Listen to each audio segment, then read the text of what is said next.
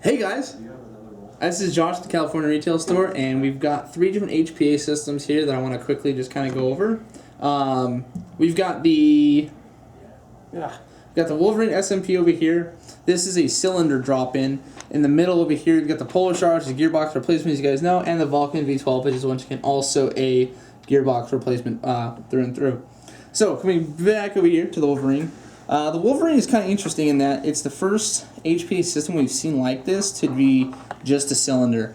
The other interesting about it is that I think there's only one solenoid. Don't quote me on it, but it looks to be only one. It's all housed in this little cylinder here. So it looks like a CNC body. It really is just one really solid little piece. There's nothing here that I can see that I see as a weak point or anything like that. You can see that they drew a line there so you can take it apart, whatnot, fit it to whatever gun. And the nice thing about these is they do have switchable nozzles like the like the Polar Star does. You've already got a flexi line coming out of the gun. That's really nice. That's a feature that I think definitely was a good idea from the get-go. And it does come out to a macro line here, but you know, the flexi line is nice to have it there. Macro line I'm not a big fan of, but and it's got the fancy laser grave.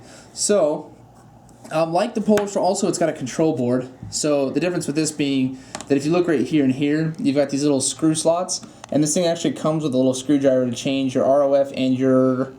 It says dwell, so I'm assuming it's nozzle dwell. It could also be poppet dwell, but I don't know. I actually haven't delved into this system enough to know it at this point. But that connects to the back here on this back cylindry bit.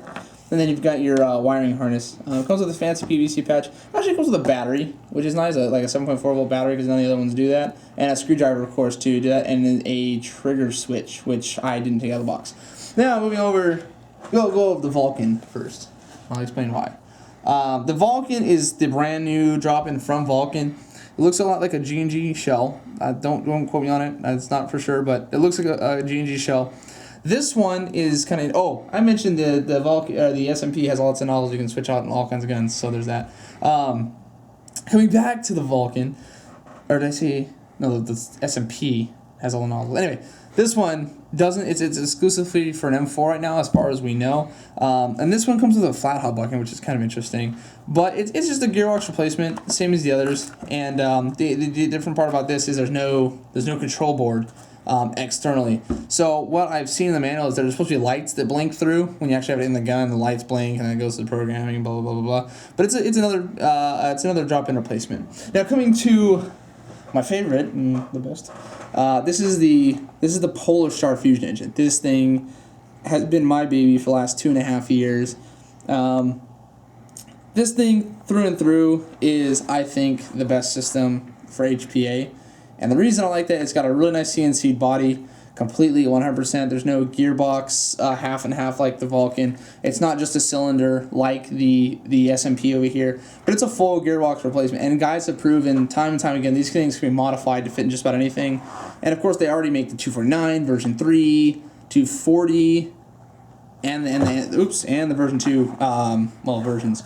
So there's that.